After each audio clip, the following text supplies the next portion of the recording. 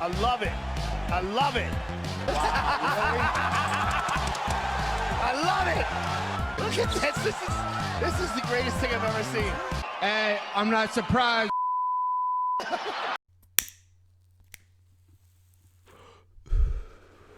What's up, the homies? Leighton here for UFC Gambling Addicts, back again for another UFC full card breakdown and predictions video. And that's how we start, alright? That's how we start 2021. We are back. UFC is basically back. I'm excited, man. I've missed you guys. I've missed breaking down fights. We're nearly there. We are nearly there, guys.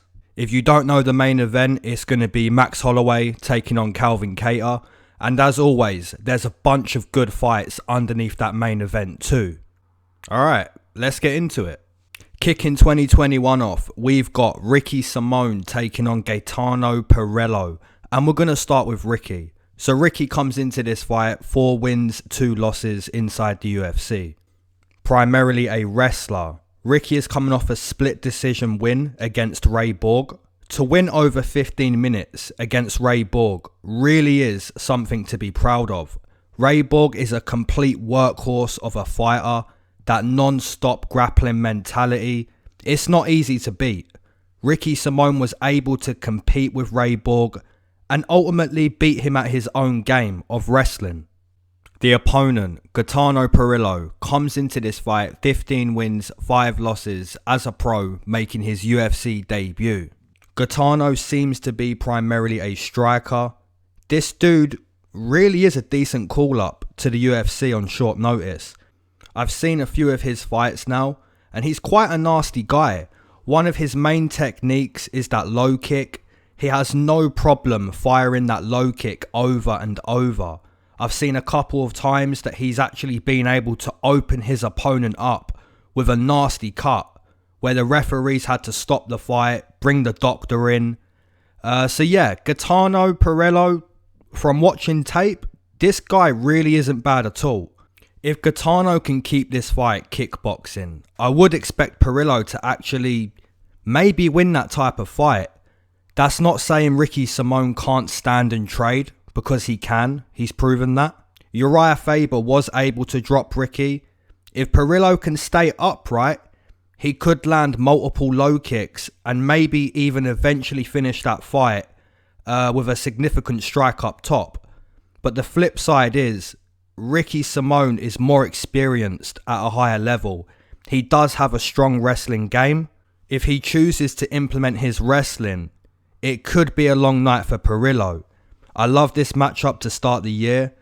I'm gonna side with the wrestler to use his wrestling to his advantage. So I'm going to take Ricky Simón via decision. And my numbers would be, I'd put Ricky minus 200, Pirello plus 170. And the actual numbers, we have Gaetano coming in plus 255, 260. Ricky Simón minus 300, minus 310. So yeah, I would agree Ricky Simón to be a decent favourite, but yeah, maybe starting the year a little bit too deep. Gaetano Pirello, man. I mean, I've watched this guy strike. On the feet, I think he has a decent chance of damaging Ricky, but it's staying on the feet, right? I would probably put Ricky minus 2, just over minus 2, to be able to get that takedown. Minus 300, that's a little deep. Should he be the favourite, though? Absolutely. Does he need to implement his wrestling? Absolutely. Yanan Wu, or Wu Yanan, whatever you prefer, taking on Jocelyn Edwards. And we're going to start with Wu. So Wu comes into this fight 1 win, 2 losses inside the UFC. Primarily a striker. One thing I really noticed in rewatching Wu's UFC fights, she's really mainly a kicker. Her movement is pretty quick. That constant in and out bouncing style. She's mainly looking to kick. Hopefully we can see some improvements with her boxing. She was able to land a few punches against Mizuki, but it wasn't enough. In a close fight, she wasn't the aggressor, and her main weapon was using kicks, which isn't scored too much, right? Depending on what you're doing, if you're kicking your opponent a lot and you're doing some other stuff like mixing in takedowns or at least having some success with your boxing, then the kicks are scored, I feel. If you're just kicking and you're not having success in other areas, we've seen the judges just disregard those kicks. The opponent, Jocelyn Edwards, comes into this fight 9 wins, 2 losses as a pro, making her UFC debut. Jocelyn has a boxing background. You can really see that from watching tape. I mentioned that Wu is mainly a kicker. Jocelyn is different. She's mainly a puncher. 2 very different styles coming up against each other. I'm probably more interested in this matchup than I should be, but it should be a good one, you know?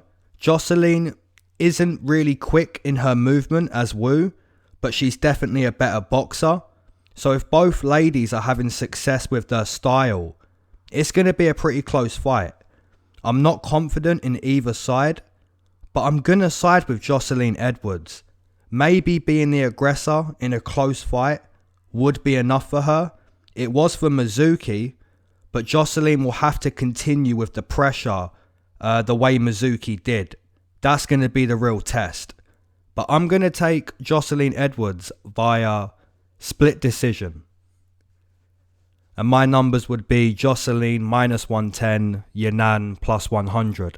It really could be that close, you know. Jocelyn, she's going to get in there and box. If she has success, the judges are going to score that. If Yanan Wu can keep distance at times, look to land some kicks and show improvements with her boxing, it could be close. Who is the better grappler in this matchup? Jocelyn has shown me some decent wrestling here and there, but I've also seen her stuck on her back. Yanan Wu doesn't really look to take the fight to the mat. She does have that armbar finish against Lauren Muller, sorry. Apart from that, you know, she's more inclined to tie you up in the clinch, look to land some elbows, some knees. But yeah, this one, man, it really could be a close matchup. And the actual numbers, we have Yanan -170, -180, Jocelyn Edwards +150. Okay, so that's my first underdog play of 2021. Jocelyn Edwards, wow. I mean, Jocelyn, the real test is keeping up with the cardio, right?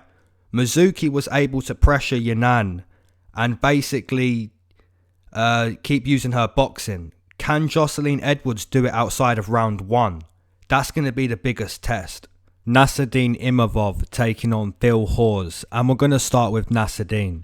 So Nassourdine comes into this fight 1-0 inside the UFC. Nassourdine debuted against Jordan Williams, had a pretty decent performance in that debut too. I wouldn't say he showed a really high level in his ability, but he did what he had to do in that fight to get the win. He implemented a lot of grappling up against the fence, which basically drained Jordan Williams. His striking was pretty decent too. The movement also quite noticeable. I believe even Dan Hardy, or it could have been Paul Felder, mentioned that Nassourdine had a similar style to Cyril Gane. And as soon as he said that, I think it was Dan Hardy, I could see it, right? The movement looked quite Muay Thai like. It was impressive. It was noticeable.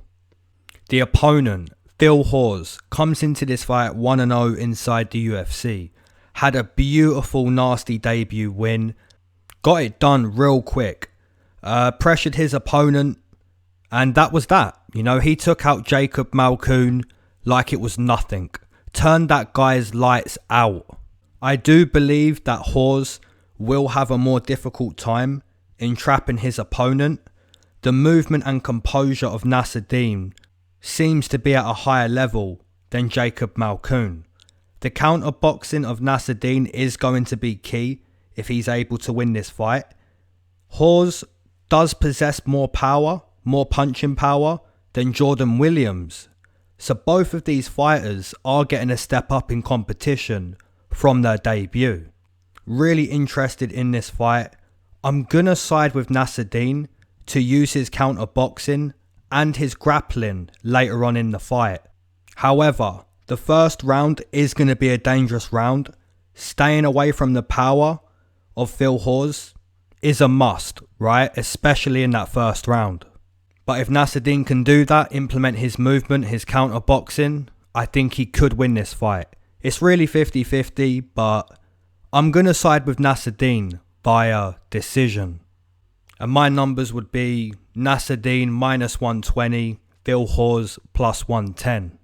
And the actual numbers we have Nassourdine plus 130, Phil Hawes coming in minus 140, minus 150. So that's 2 underdogs in a row now, and we have many more fights to predict. I've got to start taking these minuses. We need some favourites on this card, but that's 2 underdogs for me now. I do understand why Hawes is the favourite. I mean, when you go in there and debut the way he did, it's kind of easy to see him continue doing that, but Nassourdine did impress me, so I would expect both guys to have good moments, and if Nassourdine can stay away from that power, I do think he has a chance. David Zawada taking on Ramazan Emeev, and we're going to start with David. So David comes into this fight 1 win, 2 losses inside the UFC. Picked up his first win in his last fight as a big underdog too. David was able to find a triangle finish off his back. His jiu-jitsu is pretty decent. I saw David debut live in Germany against Danny Roberts. Really decent matchup, that one. A lot of wrestling, a lot of scrambling. David Zawada seems to enjoy these grappling type matchups. That's where he seems to be at his best. The opponent, Ramazan Emeev, comes into this fight 4 wins, 1 loss inside the UFC. Ramazan is primarily a wrestler.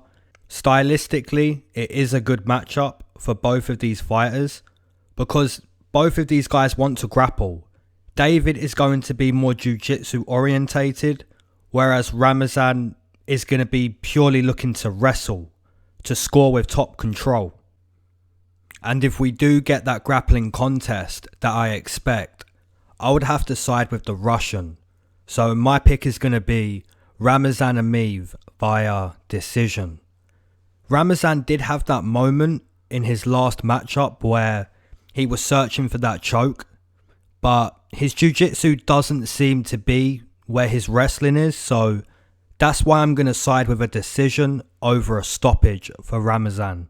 My numbers would be Ramazan minus 220, I'd put David plus 190. And the actual numbers, we have Ramazan coming in minus 240, all the way up to minus 280, which is wow. David coming back over plus 200. I would kind of agree with this line. I mean, I do see Ramazan ending up on top, getting those takedowns. David is going to try and use his jiu-jitsu, but I think the Russian is wise enough, intelligent enough on the mat to survive those jiu-jitsu moments and basically ride out with some top control. Punahele Soriano taking on Dusko Todorovic. This is another one, man. Another fight that, wow. Okay, let's start with Soriano. Soriano comes into this matchup 1-0 inside the UFC. A serious power puncher. The way Soriano decapitated Oscar in the debut. Nothing but nasty, you know. You gotta give this man an amen for stopping the opponent in that manner. Yes, it's nasty, but that's what we want to see, guys. We want to see nasty fighters week in, week out. We're certainly getting that with Soriano. A little one-dimensional, but that's okay. If he's able to land that flush punch, we know the result. We saw the result in the debut. And the result is, you know, the opponent folding like a deck chair. It's bad. The opponent, Dusko Todorovic, comes into this matchup 1-0 inside the UFC. Also a nasty fighter, just like Soriano. Dusko has some real decent power. I wouldn't say he has starching power like Soriano, but the combinations this man is willing to dish out in a search for a KO, it's also worthy of an amen, you know? Dusko seems more inclined to land some low kicks and even mix up his kickboxing with some clinch work and some level changes to the mat. Does Soriano have the ability to sleep Dusko? Absolutely. Does Dusko have the ability to find a fight-ending combination against Soriano? Absolutely. I think Dusko could also look to level change later in this fight, which could score heavily on the judges' scorecards, especially if this fight ends up being a dogfight, right?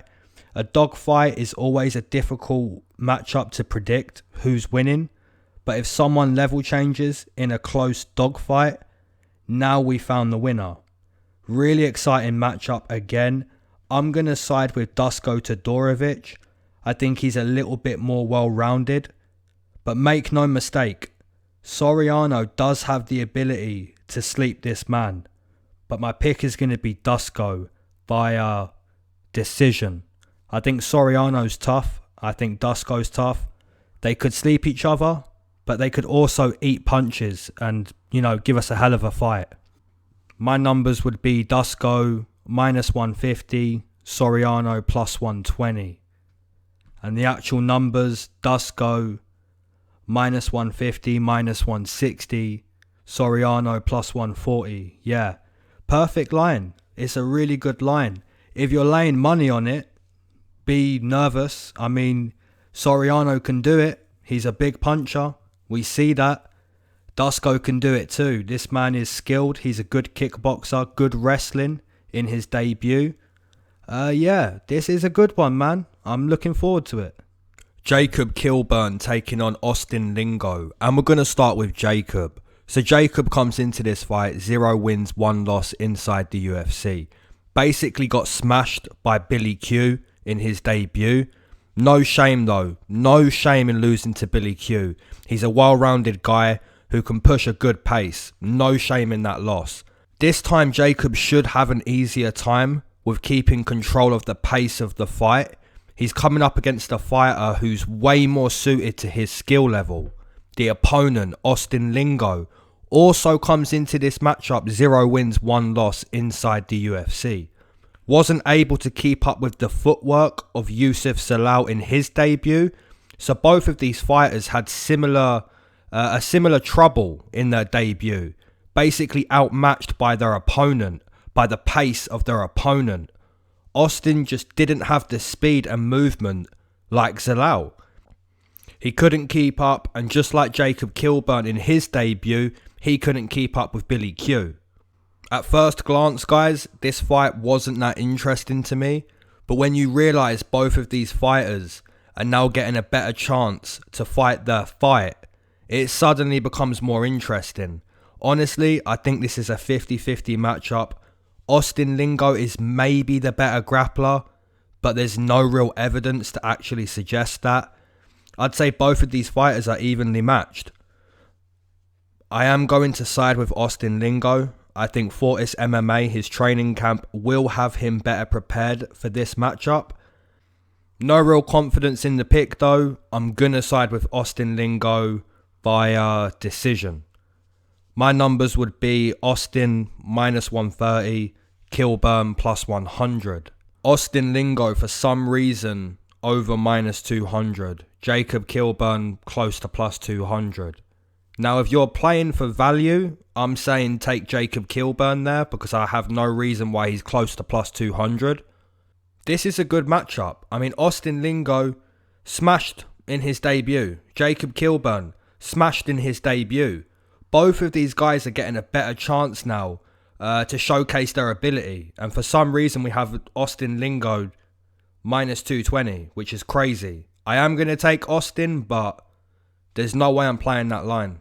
Sarah Moras taking on Vanessa Melo. And we're going to start with the Canadian, Sarah Moras. So Sarah comes into this fight, 3 wins, 5 losses inside the UFC. Primarily a grappler, a wrestler and jiu-jitsu practitioner. In a striking situation, Sarah really isn't that damaging. She's a scrappy striker that will always look to drag her opponent to the mat. If you can keep Sarah Moras on the feet, you always have a good chance of outstriking her, especially if you're primarily a striker yourself. The opponent, Vanessa Melo, comes into this fight 0 wins, 3 losses inside the UFC. She hasn't picked up a win yet. Is she lucky to be getting another chance fighting at the highest level? I would say so, but she is getting another chance. Vanessa was outboxed in her debut by Aldana. Against Tracy Cortez and Rosa, she was outgrappled and basically beaten on the feet too. It's extremely important for Vanessa to avoid being taken down in this fight. If she can't keep this fight standing, she's done. Now, where is Vanessa best, right? She's 0-3 inside the UFC. She hasn't had much success yet. But if I had to predict where she's best, I would say it's with her boxing. She hasn't exactly found any success with her boxing yet, but the pressure she put on Aldana showed us she's confident in her power. It's just landing those punches that seems to be the issue for Vanessa. To land those punches, she is going to need to stay off the mat, avoid the grappling. It's way easier said than done. But I'm going to give her the benefit of the doubt, guys. Put a little bit of faith into Vanessa Melo. Maybe she shows us some improved takedown defense. Maybe she's able to pick up her first UFC win on her last attempt. I'm not confident, it is a shot in the dark, but I'm going to give Vanessa Melo the benefit of the doubt and take her via decision. Now, my odds, I would still put Vanessa as an underdog. Like I said, it is going to be a shot in the dark prediction. She hasn't found any real success yet. She is getting taken down. So chances are she does get taken down by Sarah Moras. It really is a shot in the dark, more than logic, this prediction. She has to stay off the mat though. And I know a few of you guys right now are saying she's not gonna, right? It is fair. I'd still put Sarah Moras as a favourite. I'd put her -170, Vanessa +140. And the actual numbers, Sarah Moras over -200, Vanessa Melo +200. Now that makes way more sense than the Austin Lingo line, so I'm not going to argue with this one. Vanessa Melo is, she's 0-3 inside the UFC. She's lucky to be getting another chance. She knows what she has to do, and that's avoid the mat. Can she do it? I know there's a lot of you saying no right now, and that's fair. I'm going to give her the benefit of the doubt. Vanessa Melo to show us something inside the octagon. Justin Tafa taking on Carlos Felipe, and we're going to start with Justin. So Justin Tafa comes into this matchup 1 win, 1 loss inside the UFC. Primarily I'm going to try and take your head off kind of guy. Justin Tafa is cut from the same cloth as Mark Hunt. It's you or me mentality. He's going to throw bombs at your head. It doesn't matter who you are. That's just the mentality of Justin Tafa. It didn't go to plan in his debut. He got slept. It went better against Juan Adams. He slept Juan Adams. We can see from Justin Tafa, it's a me or you mentality. The opponent, Carlos Felipe, comes into this fight 1 win, 1 loss inside the UFC. Primarily I'm going to take your head off kind of guy. In his debut, he kept walking forward with bombs. He was outclassed. Against Yorgan De Castro, he had success because Yorgan just didn't want to get hit by one of those bombs. He didn't want to embrace that fire. What I like about this fight is, if you notice in Justin Tafa's debut, Yorgan De Castro embraced that fire. He went towards the fire and got his reward. Against Juan Adams, he got a different result because Juan Adams didn't go towards the fire. He didn't embrace it, which ultimately ended in Justin Tafa having more success. Carlos Felipe seems like the type of guy who's always going to walk towards the fire rather than retreat from it, right? Both of these dudes are going to get in there and try to decapitate each other. I've got a feeling either guy could go down, either guy could do it. I'm going to side with Carlos Felipe. Am I going to gamble on it? Absolutely not. I'm going to sit back and just watch this one. I mean, I'm just going to be waiting for someone to go down. Carlos Felipe could go down. Justin Tafa could go down. There's no way I'm laying money on this one.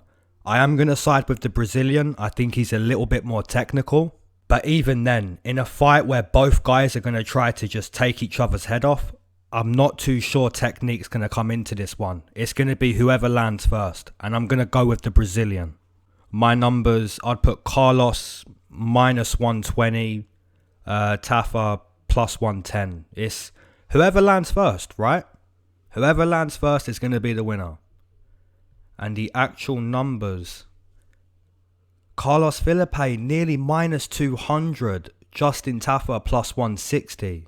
Now the only reason I can think why those odds are quite different, Justin Tafa has been slept, Carlos Felipe hasn't.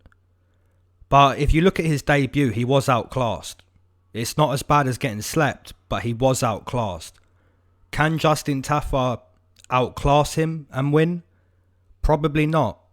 I think if Justin Tafa wins this fight, he's going to sleep Carlos Felipe, and he hasn't been slept yet. So, you know, some people have a hard time predicting something that hasn't happened yet, which I can understand why, but this is MMA. Justin Tafa, he's going to come in and try to take your head off, and he can do it. If Carlos Felipe walks towards the fire, he can do it. But like I said, it's going to be him or me, right? Him or me mentality from Justin Tafa. Justin can get it done, but I'm going to take the Brazilian. Omari Akhmedov taking on Tom Breese, and we're going to start with the Russian Omari. So Omari comes into this fight 8 wins, 4 losses, 1 draw inside the UFC. Primarily a wrestler. Omari doesn't change. He hasn't really changed at all. Every time we see this guy, it's the same bag of tricks that's coming out. And that's mainly because his style works. If he's a better wrestler than you, and he can look to level change over and over, this man wins. As for his striking, it's simply, I'm going to throw some heavy leather, hopefully it lands. He's not a technical boxer or kickboxer or anything like that. He's all about that wrestling life, and it seems to go pretty well for him. The opponent, Tom Breese, comes into this fight 5 wins, 2 losses inside the UFC. Primarily a boxer, as most English fighters are. Tom does suffer with some mental side of the game, but that's not to say, you know, any other fighter doesn't suffer with the mental side. The only way we know Tom Breese suffers with this side of the game is because he pulls the plug before the fight. Whereas other fighters may pull the plug inside the octagon after a couple big punches don't go their way. Tom Breese, you know, he seems to mentally fall before he even gets to the octagon. But as far as I'm concerned, when Tom Breese does get in there, when he is in the fight, most of the time this guy looks good. He looks really good. He did have that setback to Brendan Allen, but we know Brendan Allen is a top guy. You know, he's a good grappler. Tom Breese is coming off a nice performance against an opponent that maybe shouldn't have been in there with him, but you can only fight who's put in front of you, and Tom Breese got in there and got it done. The question in this matchup is, can Tom Breese fight his fight? His fight isn't wrestling. Can he stop the wrestling of Omari? Because if he can, I think he has a good chance of clipping Omari, maybe getting a TKO stoppage. I do think that's the real question though. Can Tom Breese stop the wrestling? I'm going to say yes. Some of you may say no, and that's completely fair. It is a difficult fight to be confident in, but I'm going to side with my countryman. I think Tom Breese is a good wrestler himself, and that's maybe why he's able to stop the wrestling. And if he does, I think he could clip Omari. So my prediction is going to be Tom Breese via TKO in round number 1. My numbers would be Tom Breese minus 160. I'd put Omari plus 130. And the actual numbers, we have Tom Breese minus 140, minus 150. Omari plus 120, plus 130. Yeah, it's spot on. Omari should maybe be the underdog, but not by a lot. And that's what we're seeing. Tom Breese, he does suffer with that side of the game, but if he can get in there, if he isn't defeated before he even gets in there, he looks good. Most of the time, he does look good. And like I mentioned with this setback with Brendan Allen, yes, he lost that fight, but it was a good one. That was a good matchup. For me, I'm going to take the favourite here. I'm going to take Tom Breese. I think he can stop the wrestling. If I'm wrong, Omari once again shows us that, you know, he doesn't change. His style does work. And if he can prove that again, credit to him. Alright, you know what time it is.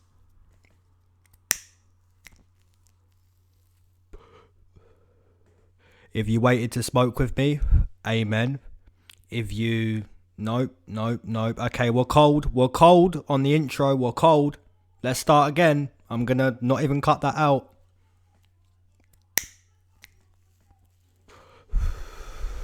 If you waited to smoke with me, amen. If you've been smoking this whole time, amen. If you're not a smoker, but you enjoy the smoke breaks, triple amen. We got there, guys. So the first smoke break of the year, if that's not an amen, I don't know what is.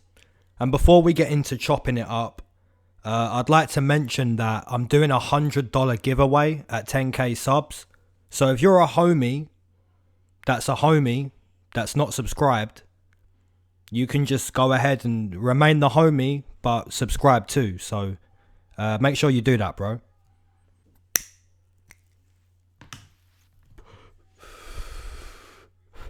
Alright, homies. Motivation. Philosophy. My last smoke break message, I don't know if you remember it, but if you do, before Christmas, I laid the message out there that you are the man, right? You are a king. And for the, 5% of women who watch this channel, just replace those words with, you are the woman, you are the queen. But for the 95% that watch this channel, the men, this is the advice I have for you, right? I just want to elaborate further on that point. So an important reason to understand that you're the man is because other people are going to perceive you the way you perceive yourself. Normally, right? Usually.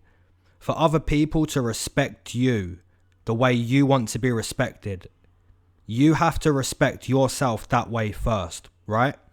Do you tolerate respect or do you tolerate disrespect? The man only tolerates respect. And you're the man, right? So you only tolerate that. You have to do that for yourself first, right?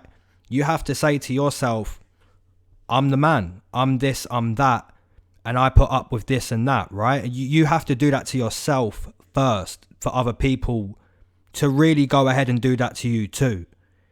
If you disrespect yourself by allowing someone to disrespect you, they're usually going to look at you as, well, that's the way he perceives himself, so I'm going to keep doing that, right?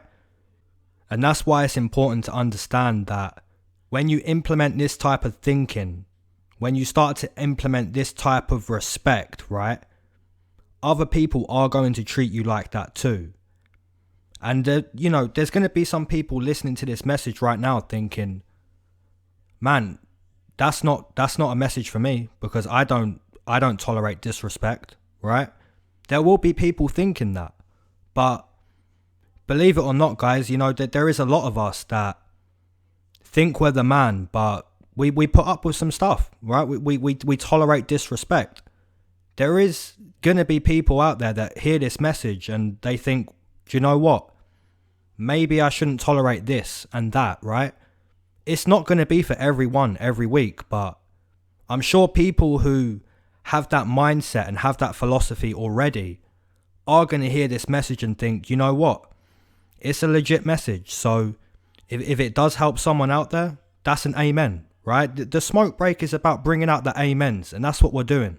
And like I said at the start of the message, right? If you are in the 5% of women who listen to this, replace it, right? You are the queen. You are the woman. You don't tolerate disrespect. Some women may tolerate disrespect who are listening to this and they may think, I'm not going to tolerate that. I'm not going to tolerate this. So it's a message for anyone that isn't looking at themselves as, you know what, I am the man. You know what, I am the woman. You have to think that way. It sounds a little bit, arrogant, but you have to be your own biggest fan.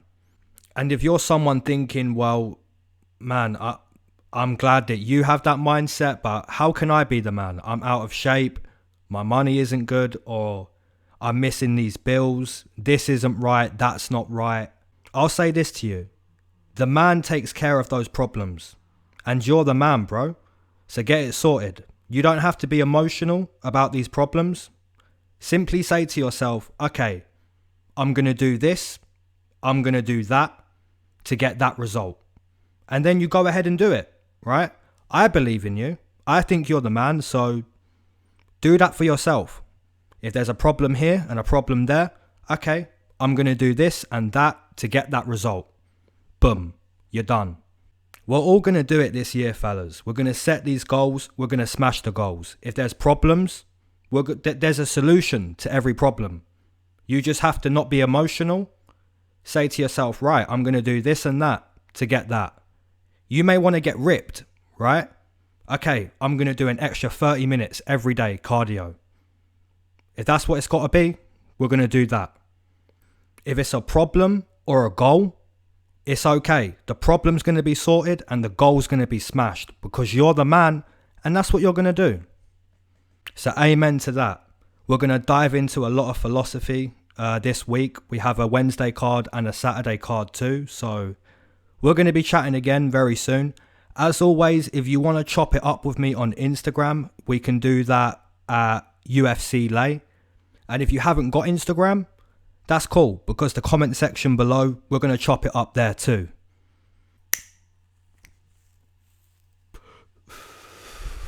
I hope you guys have had a beautiful smoke break. As always, leave down your comments, what you're smoking on, all of that good stuff.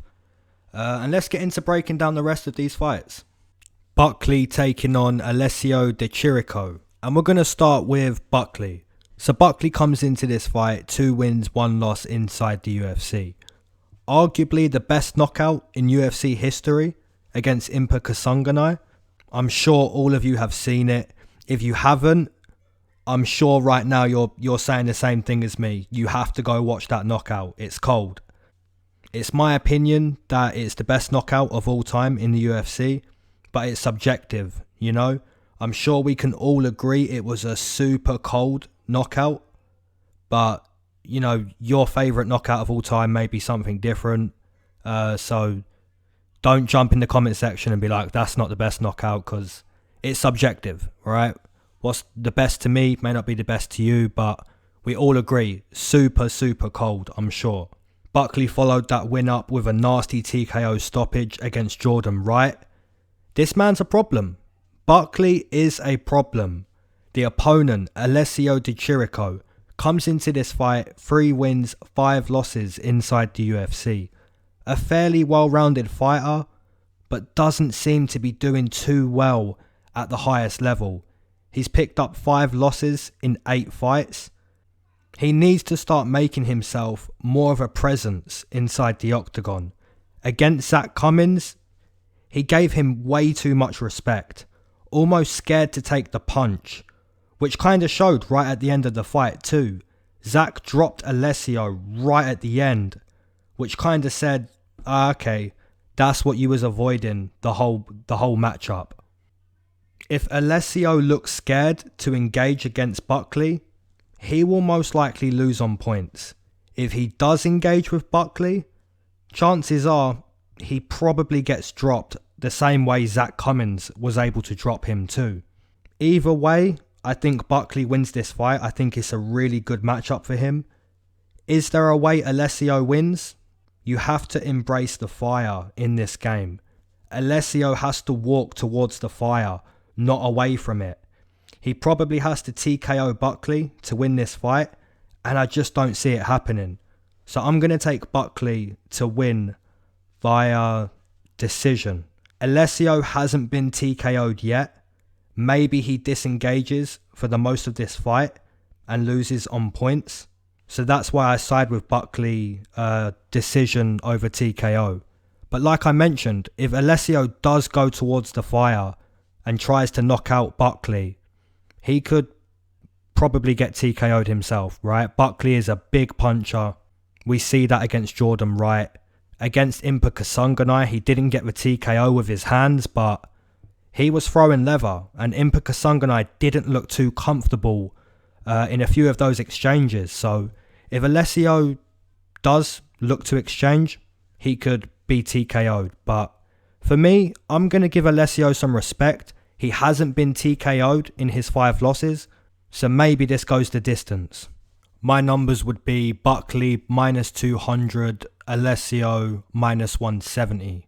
This would be one of my more confident picks on this card. And the actual numbers, Buckley minus 270. Can't argue too much with it. Alessio over plus 200. So like I mentioned, Buckley most likely wins if it does go the distance. And he most likely gets a TKO if both guys do look to engage. We know Buckley is going to engage. It's what Alessio chooses to do. Is he going to look scared the way he did against Zach? If he does, he's not going to win on points. And if he doesn't look like that and he does go towards Buckley, I can only see one man going down, and I think that's Alessio. Santiago Ponzinibbio versus Jingliang Li. The return of Ponzinibbio. I'm excited. So Santiago comes into this fight 9 wins, 2 losses inside the UFC. It's been a while since we've seen Santiago. This dude was being talked about as a title challenger the last time we saw him, which was against Neil Magny in a fight where Santiago looked great. Brutal cold stoppage in that 4th round too. He chopped away at Neil Magny's legs, eventually landing a nasty knockout punch. I'm really looking forward to seeing this guy in the octagon again.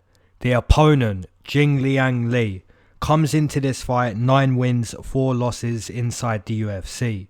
Jingliang's last opponent was also Neil Magny. I love it when the matchmakers put these little links together. Li was basically out-grappled in this matchup. Neil Magny showed a really high fight IQ, a good ground game and a good game plan from Neil Magny. Strong wrestling ability. This time Li should be okay when it comes to grappling. Li really isn't a bad fighter. I'm sure we can all respect this man's work. He isn't the most elite of strikers, but he's by no means a walk in the park for anyone. The performance he displayed against Zaleski really shows us that Li can beat high-level competition on his day. Ultimately though, I think the boxing ability of Santiago mixed in with his low kicks really is a difficult ability to overcome.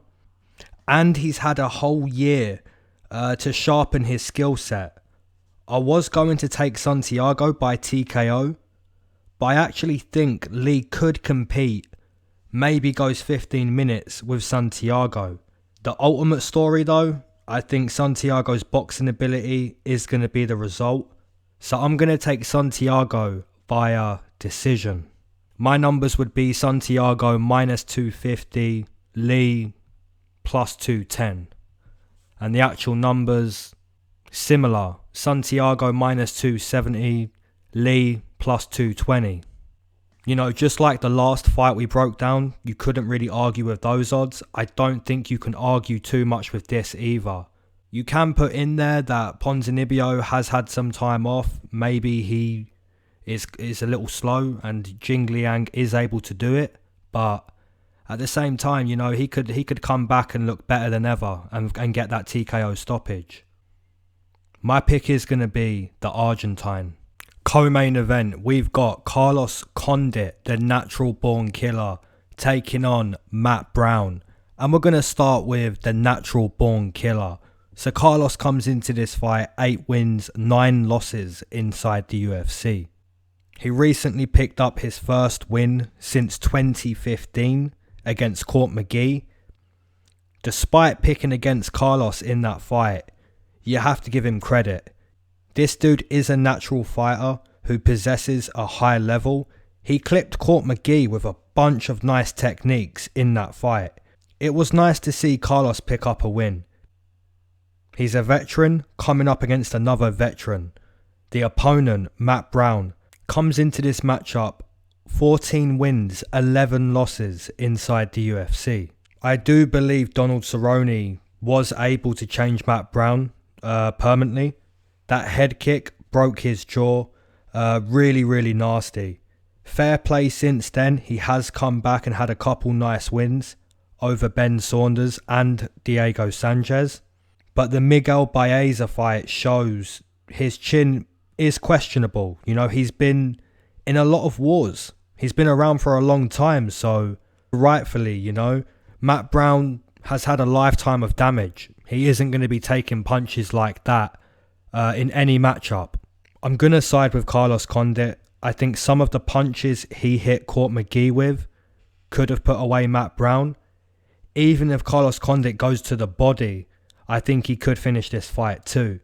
I'm not sure which round Carlos gets it done, if he does get it done, but I am going to side with Carlos to at some point find a TKO stoppage against Matt Brown. So I'll take Carlos Condit by a TKO in round number 2. My numbers would be Carlos minus 180, Matt Brown plus 150. And the actual numbers, Carlos Condit minus 160, minus 170. Matt Brown plus 130, plus 140, plus 150. So yeah, those numbers seem pretty good. Carlos Condit should be the favourite. Would you put him 2-1 as a favourite? Probably not. But I don't think it should be far off of that. Minus 160 seems to be okay. I'm interested to know what you guys think of this one. I mean, is there anyone out there that sees Matt Brown finishing Carlos Condit? Because if there's a bunch of you guys thinking, Carlos at some point gets this done, if we can get a lot of those comments, maybe this is a good spot to take, minus 160 on Carlos Condit. Alright homies, main event time. I've really enjoyed being back. We should do this again soon. We will be doing this again soon. We're going to do it on Wednesday too. If you're not subscribed, make sure you do that. If you haven't hit the Hamzat button, make sure you do that too. If you don't know what the Hamzat button is, then a homie in the comment section is going to let you know. Max Holloway taking on Calvin Kattar. Let's start with Max Holloway. So Max comes into this fight 17 wins, 6 losses inside the UFC. A former champion, the only man to beat Jose Aldo twice and finish him twice too. He completely obliterated Brian Ortega. We do have to speak about his title fights against Volkanovski. Now I took Max in both of these fights. The first one, I do agree. Volkanovski did enough to win that over 25 minutes. The second one, I've got Holloway winning that fight 48-47. I do disagree with the second result. What is Max Holloway really good at? He's a brilliant boxer with a high output. He sets a lot of traps for you to walk into. One of the best fighters to ever grace the octagon, without a doubt. His boxing ability, his toughness, his cardio, his conditioning. Max Holloway is a problem for anyone. And I think he was a problem in that rematch, and I do believe he won that rematch. Calvin Kattar comes into this fight 6 wins, 2 losses inside the UFC. Also primarily a boxer. Has a different style of boxing to Max Holloway. Max Holloway is more, I'm going to outbox you and beat you up round by round. Calvin Kattar is more power orientated, He's the type of boxer that's looking to concuss you and looking to turn your lights out. He has evolved over his career too. Moicano was able to blast him with low kicks. If those guys had a rematch, I'm pretty sure that rematch would go different. I'm sure I'm going to be in the minority in making this pick, guys, but I'm going to make it. I think Calvin Kattar has a good chance of winning this fight. If you notice in the Dustin Poirier versus Max Holloway fight, Holloway had a lot of success. He had good success with his boxing, but the real difference was the punching power of Dustin Poirier. Dustin is also primarily a boxer that looked to land multiple big punches against Max Holloway, which ultimately scored more on the judges' scorecards. Volkanovski also offered many big punches mixed in with low kicks that also troubled Max Holloway, more in the first one than the second. Could Max Holloway prove me wrong, outbox Kattar and pick up a masterclass decision win? He absolutely could. We know he's good enough to do that. But I'm going to put some faith into Calvin Kattar. I think he's a sharp, powerful boxer that could score well against Max Holloway. So I'll take Calvin Kattar via decision. Now I also want to mention, who's going to be the kicker in this matchup?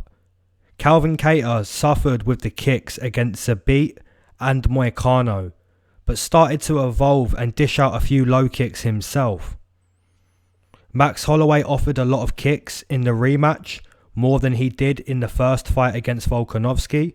Will he continue to dish out a lot of kicks? It's going to be interesting because we know both guys are primarily boxers. So who's going to be the kicker? I think Calvin Kattar could potentially be the kicker. Look to do the similar job that Volkanovski did by landing low kicks and then mix it in with the boxing too. It could be Max Holloway landing those kicks and his boxing too. We also have to factor in that Calvin Kattar did slow down in that 25-minute fight against Dan Ige, but he still went 25 minutes and he finished that fight strong too. So again, there's another question. Can Calvin Kattar go 25 minutes at a hard pace? I wouldn't say he was elite in his conditioning against Dan Ige, but he certainly showed up and went 25 minutes. So this main event is an unbelievable main event. I know a lot of you guys are taking Max Holloway, and I'm not going to say that he can't win because he absolutely can, but I think the power of Calvin Kattar mixed in with a few low kicks, and if he can go 25, I think he could potentially win. So that's going to be my prediction. My numbers though, I'm going to put them both minus 110. I think this is the best matchup on the card. The main event is great. We move into another main event on Wednesday that's also a good main event. And then we've got the Conor McGregor card. Okay, so the actual numbers. Max Holloway's a favourite, rightfully so. Former champion, former king of 145. And it's nice to see Calvin Kattar is a small underdog. Alright homies, I've enjoyed breaking down these fights. Make sure you leave your picks in the comment section below. If you want to chop it up on Instagram, we can do that too. Alright guys, peace.